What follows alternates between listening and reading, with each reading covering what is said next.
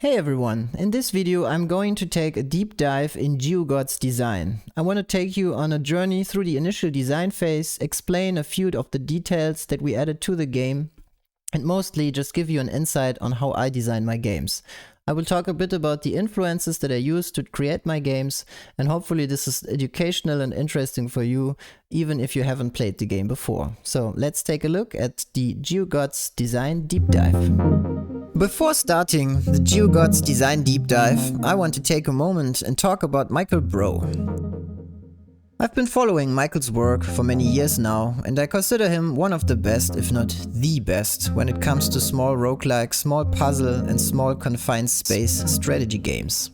Most notably Imbroglio, which is a type of deck builder in which your cards create the actual 4x4 level that you play on. Your character moves in a turn-based fashion along the game board and can only use the weapons he is standing on. This has many interesting gameplay consequences and opened my eyes to what I would call spatial action design, where the abilities of the player are directly interlinked and influenced by the position of the player in the game world itself.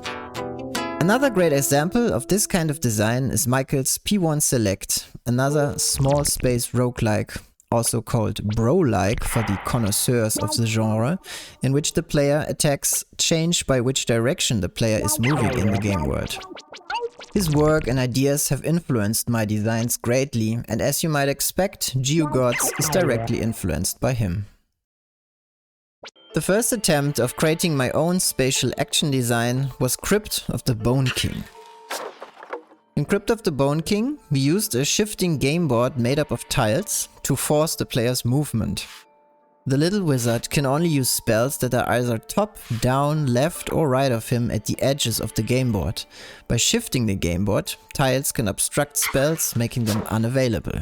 In Idle Knight, I revisited the same concept, but this time used hex tiles to achieve the same spatial design. Here you can already see the base for GeoGods board design, but in a different context and with 8 abilities that surround the board instead of 6. Idle Knight also uses an action point system that slightly resembles GeoGods mana system, but is used in a different context. Let's focus again on the hex tile layout and the initial idea that sparked GeoGods design.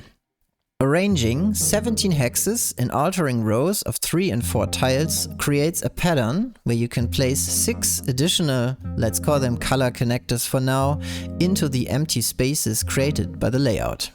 If you then trace a line from each of the 6 connectors towards each of the sides of the tiles, the layout creates a super interesting spatial relation where each of the tiles is connected to a specific amount and type of connector. In addition to that, each tile has a different combination of types, with the exception of the middle top and bottom row tile. By randomizing the connector's colors, you can create a vastly different tile-connector relation each time with minimal effort. For a few years, I've been trying to make a super simplified city builder puzzle hybrid game. A game that basically takes SimCity's zones and combines them with GrowCube-like combinatorics to actually grow your city,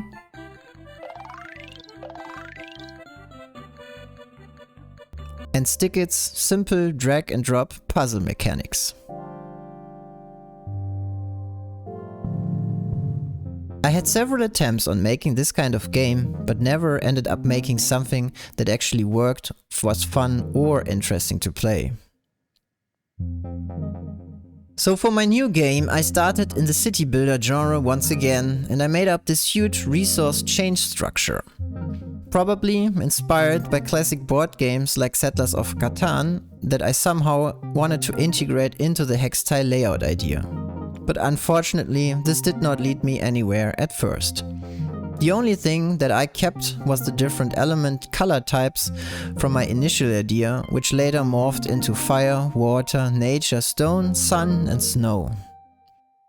Another big influence on the game's design has been me playing all kinds of auto chess variants, specifically the one from Hearthstone called Battlegrounds. In Battlegrounds, you place minions from your cards onto the game board. These minions can activate different effects when placed and react in all sorts of ways during the game's combat phase. For my game, I decided that I needed to reduce the amount of complexity per tile and probably just have one information on the tile, which is the score. Due to the limited screen space on mobile, I also decided that once a tile is placed, it cannot have any other actions than the one that it had initially triggered by the tile's card action. So once a tile is placed, it can't have any passive actions that react to other tiles being added to the board. Thematically, the game changed into placing units on the board and each unit belonging to one specific color type. For this, I borrowed the idea of Magic's color types, where each color type is aligned with a specific set of attributes, and for my game I choose 2 attributes for each color. The fire gods are aligned with destruction and chaos, the water gods are aligned with duplication and expansion, the nature gods are aligned with growth and creation, the sun gods are aligned with isolation and scarcity, the stone gods are aligned with endurance and displacement, and the snow gods are aligned with limits and conservation. The card actions are designed with these alignments in mind, and each colored faction has a distinctive style fitting to those alignments. Based on this idea, I came up with the power crystals that each of the gods belongs to, on which could actually be placed around the game board and then influence the tiles. It was relatively clear that the secondary goal of the game had to be the activation of the power crystals by placing gods of the same color onto the board.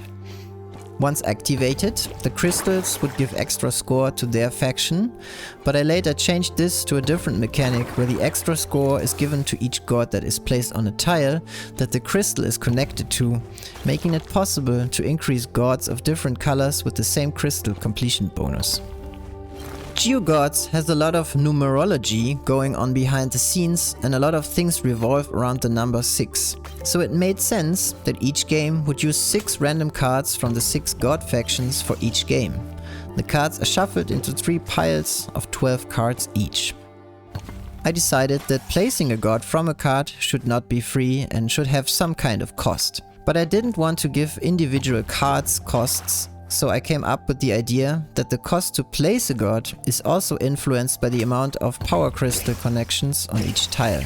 This made it pretty easy to create a balanced mana system for the game, and I once again used Hearthstone's idea to add a similar physical mana gem system to the game.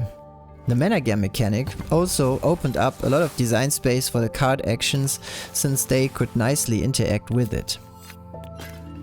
One additional mechanic that we added later on was the crystal completion bonus. I wanted to reward the player with an extra bonus when all 6 crystals are completed.